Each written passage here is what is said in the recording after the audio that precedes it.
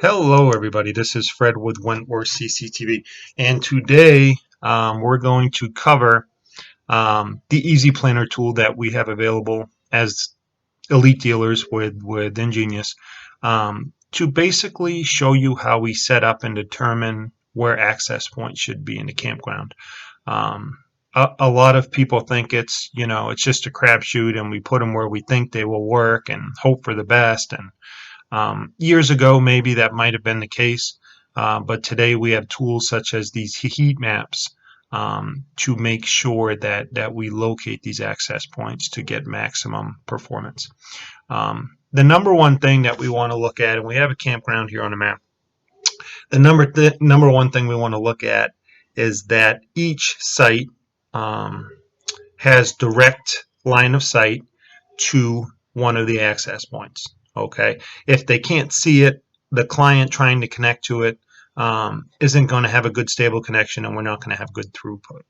So the first thing we have to do is determine cost effectively where we need to put these access points using the heat map. So we're going to head up to here where it says place device, and we're going to add an access point. And this is an outdoor environment. And you know from previous demonstrations that we like to use the ECW 260s. Okay, so we're going to pick a 260, works great in the campground, and we're going to place them where we think each campsite can have line of sight. We know this is the camp store here. This is where the internet is. So we always want to put one on there to help cover, because anything hardwired, these bridges that we use are phenomenal. They're very reliable. They are as good as a wire. They form a virtual wire, but they do take up channels in the air, and they do add to the congestion in the campground. So anytime we can hardwire something, that's what we want to do. So we would put one on the camp store here, and we would probably put one on the camp store here. Okay, because this one here is going to provide line of sight to multiple campers here. This access point here, you'll see in the access, the heat map, should cover, most of these sites in this area will have line of sight to this. Okay, now as we get back here, what's going to happen? In a campground environment, if we have a fifth wheel or a motor coach that is very tall in one of these sites, and over here we have a pop-up camper or a tent, what's going to happen? They're not going to be, even though this is 30 feet in the air, they're not going to be able to see it. They're not going to get that line of sight. Same thing with these sites, right? If we have fifth wheels and motor coaches here, their clients, particularly in the shell of the camper, isn't going to be able to see through the other campers in these sites to get to this access point. So that's where we look at other things we may have in the campground to help. Bathhouses, rec halls, the swimming pool areas generally have a pool control shed that has power. So in campgrounds, generally power isn't a problem. Here in this particular campground, we're pretty lucky because we have a playground here with a pole, and that pole has power. So we know we can put one here, right? And what is that going to help? That's going to help all of these sites, right? This is an open road. All of these sites are going to have line of sight to this. These guys, these guys, these guys, all line of sight to this, right? So now we're getting pretty good coverage in this facility. This is a maintenance barn that also has power. So, hey, guess what? We can put an access point on this guy. And what are we going to do now? We're going to get this corner, right? These guys are going to be able to connect to this, right? Line of sight. These guys should be able to connect to this. I have a little concern still in the middle. Maybe these four sites, okay? Not so much this guy. He should have line of sight here. But this guy, again, if we have a large motor coach here, he may not be able to connect to this. He may not be able to connect to this. So those are things we have to take into consideration. Again, in this campground, we are super lucky, and there's a pole here. So what can we do? We can put a access point here to take care of that part of the park. And now we have a line of sight. Each of these guys, again, we'll show you in the heat map, will have line of sight. And in this environment, I am very happy that this part of the campsite has good coverage. We have an issue back here, right? This corner. Again, a power source here. We also have a power source here. So, in the sake of cost effectiveness, I mean, if money is no issue, we could do one in both places. But this one is limited because it doesn't have clear line of sight to a lot of sites. We put an access point here, we could see a site here, we could see a site here, probably this guy. But on the other side, not so much. So here where we have power makes more sense to me, right? Why? Because we can get all of these guys, we can get this guy, we can get that guy. And really what that leaves us in this campground is this corner here. And again, we are lucky enough to have a pole. Oh, shoot, we're going to have to put this here and then move the screen down a little for you guys. We're lucky to have power there. So we can put one here, and let me delete this guy. Now I made a mess. Let me delete these guys. Okay. Yeah, so this is making me feel pretty good here. Okay. This is, you know, a typical 100 site campground. And what this is providing us is line of sight to every campsite. And how do we know that, right? So let's see. We have 1, 2, 3, 4, 5, 6, 7 access points I see. You know, these guys are, you know, I don't know, $500 a piece. So right now we're $3,500 into it in product to cover the whole campground. So 5 gigahertz. Okay, we know from our blogs that 5 gigahertz is a faster signal than 2.4. We'll demonstrate this on the heat map. The 2.4 much stronger, but the trade-off is there's only 3 channels on the 2.4 gigahertz frequency. There's channel 1, 6, and 11. And they get congested. All right, there's only so much airspace. The 5 gigahertz band is not as strong as 2.4. It's probably half as strong. Okay, the signal penetration. However, it is twice as fast, and there's many, many more channels, way less congestion at the 5 gigahertz frequency. So our goal, instead of having 1 or 2 big access points that cover the whole campground with powerful 2.4 gigahertz signals, we've discovered over the years we have 45 campgrounds under our management now, and roughly 1,200 access points. And we've done this for 5 or 6 seasons. And that method will not work. It will not give you blanket coverage. It will give you coverage for maybe 50%, 40% of your campground. And we'll talk about the reasons why. So if we were to put 2.4 gigahertz access points on the camp store and maybe in the middle of the campground, these guys that have line of sight would be able to connect no problem. The guys that are blocked, some of them might, some of them may not, but if they don't have line of sight, they're not going to have a solid connection. There's no way to have good line of sight with 2 access points. The other issue that we have is a lot of today's devices, streaming sticks, particularly the iPad devices, Apple, Mac, they prefer the 5 gigahertz frequency, the 5 gigahertz band. So they're going to be looking for that, and if all your broadcasting is 2.4, those people are going to have problems connecting. So we want to plan, instead of a couple powerful access points, we want multiple smaller, just as capable access points, but smaller. And we want to make sure every campsite can see one of these guys. And if that happens, you're going to be successful. So let's play with our heat map tool. Okay, we're going to do 5 gigahertz. We're going to do a heat map. Okay, now on this side of the screen, if you look, there is a signal strength indicator. And this is very, very important to understand as a campground owner. Wi-Fi signal is measured in dBms. You see dBm here.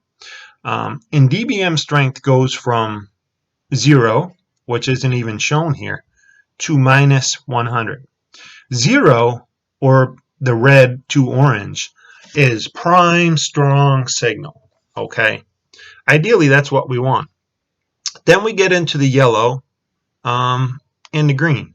Okay, once you get minus 60, minus 65, we're getting into pretty weak signal strength. Okay, I would say from 70 to 100 isn't a good connection. So we want to try to eliminate the blues and the greens as much as possible. And what we see in this map is pretty much everywhere is overlapped with yellow. There is a little bit of green here, but there are only 2 sites. Okay, so I'm not concerned with this. If we had sites out here in the green, out here in the blue, they're not going to get coverage, folks. Okay, but here we see yellow and red, and that's what we want. And again, that's at the 5 gigahertz frequency, which is what we want. Okay, 2.4 now, when we switch to 2.4, we've already discussed that is a stronger frequency. So the coverage is going to, there's a lot more red, right? There's a lot more red, and that would definitely cover the campground. But we don't want to design a campground on the 2.4. We want to design it on 5.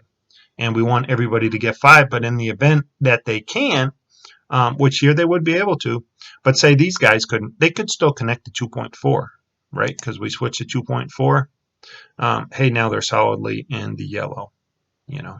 So that's how that works. So that's how we determine where the access points go. We want everybody on the 5 gigahertz frequency to be able to get yellow or red. It's as simple as that, guys. It's not rocket science. Line of sight is huge. I don't care what these installers tell you, that these access points can go through forests, that you only need 3. Unless each site has line of sight to an access point, it is not going to work.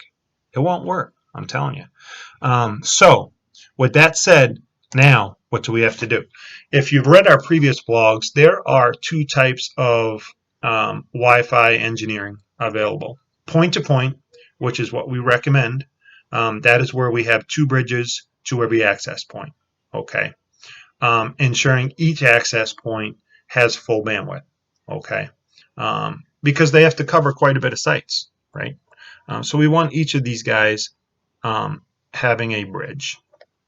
The other technology which we discourage, it's kind of, 8-10 years ago, was the mesh technology. Everybody had a BlackBerry. They wanted to check email.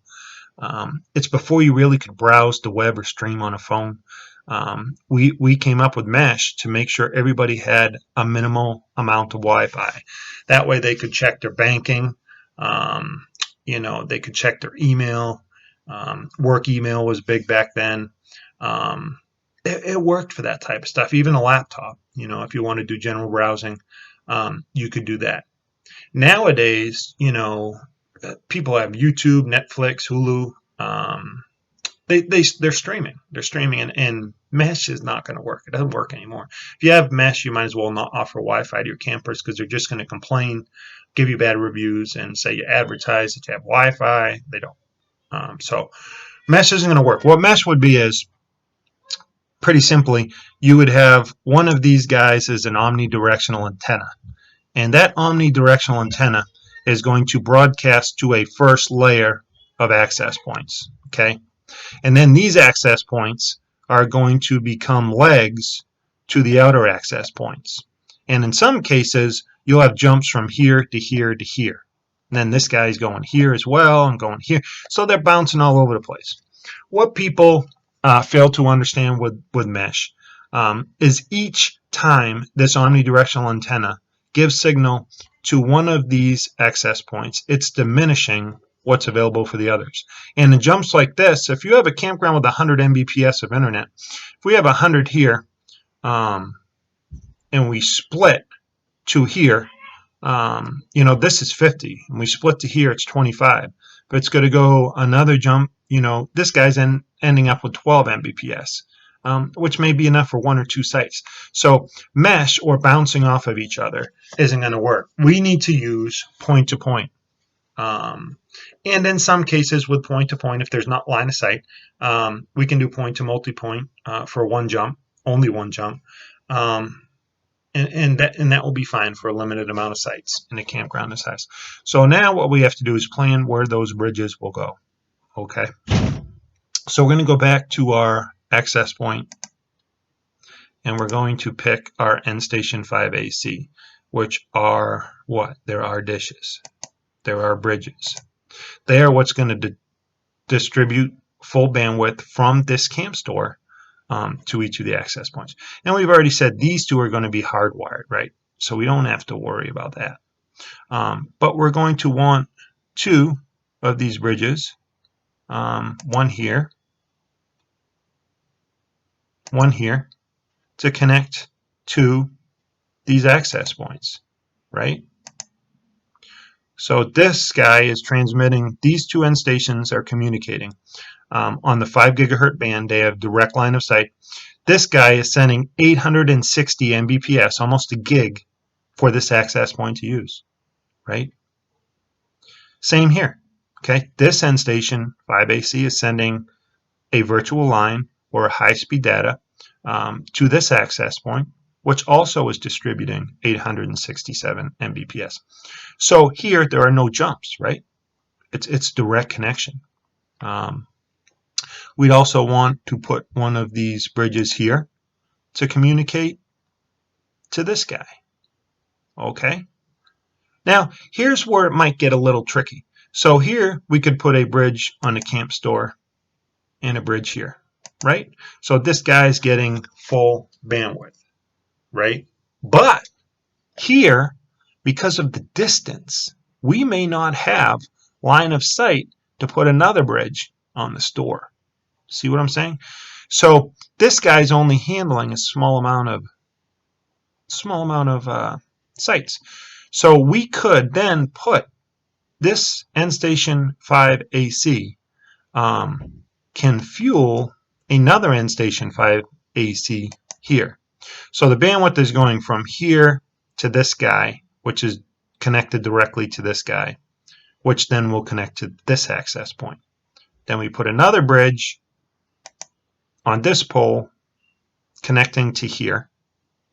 This is a secondary leg, we call it. And it's going to give access point B here bandwidth. Okay. These jumps here, the second legs, we want to try to eliminate those, folks, as much as we can. If we have to use 1, 2 in a campground, that's fine. More than that, we don't want to do it. Telling you right now, we don't want to. And I can also tell you in this campground, we didn't have to do that. Okay, we did put a bridge here and it had direct line of sight. So all of these access points have direct line of sight. But this is a open campground with pull-through areas, and it's ideal for Wi-Fi. Okay, most of the time, like our Yogi Bear parks, KOAs, we have some 600 site campgrounds. Okay, and you're not going to be able to have line of sight in each location. So what do we do then? We can build bridges to bathhouses and put switches in those bathhouses that can handle that part of the campground. In some cases, instead of having a gig of internet at the camp store, we'll have modems put in, maybe 300 at the camp store, 500 Mbps from the internet service provider at the camp store. And then we'll have another modem in the rec hall, and then another modem in one of the back bathhouses, because the coax is already run. It's easy for the internet service providers to add modems. So in large campgrounds, there are a bunch of solutions, and we can walk you through that. But this gives you the concept. And ideally, this is what we like to be able to do. So when you set up a system, what we are planning on is two end station 5 ACs communicating to each other and hooking the ECW 260 access point to that directly. These are Wave 6 access points, okay, on the new 802.11ax platform. They are awesome. They're 2x2 access points. You could have 100 clients connected to one of these guys. So throughput is not going to be an issue. But this is how we want to design a campground. And as an owner, this is important for you to know, right?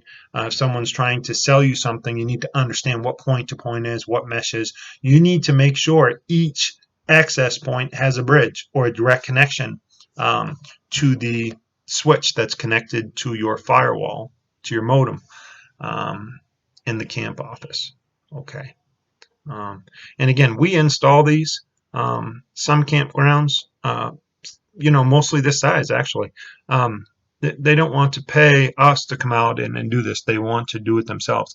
So what we do is make the equipment available to them as Ingenious Elite dealers. We can sell them the equipment and program the equipment for them, and they just put it up. In our next blog or blog video, we're going to show how to use the cloud, the Ingenious Cloud, to manage these access points, how to create SSIDs that broadcast, how to traffic shape or throttle, as we call it, to minimize what each client can use, which is important in a powerful system like this, because it's going to give, if not set up properly, 100 Mbps to each person connecting, and your campground most likely isn't going to have enough bandwidth for that. So we want to limit that to ensure the system never crashes, right? So look for that video. This is going to be posted on our YouTube channel. Make sure you subscribe to the channel. That way you'll see a subscribe button on this broadcast. But that way when we release the new blogs and the new updates, like the cloud traffic shaping controls, you're notified and you have access to those. You can also visit our website, newenglandcctv.com, and you can see the pricing of this equipment and blogs on how to set it up. Okay.